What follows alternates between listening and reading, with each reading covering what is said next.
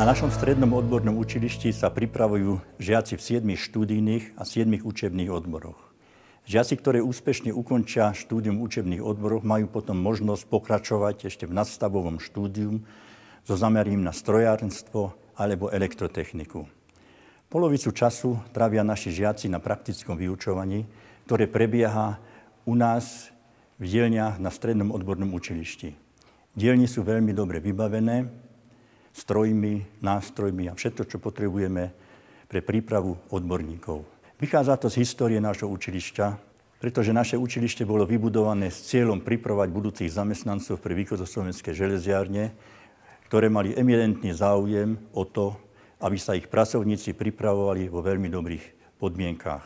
To isté má aj teraz spoločnosť US Steel, ktorá je nástupcom východoslovenských železiarní a spolupráca s ňou je veľmi dobrá.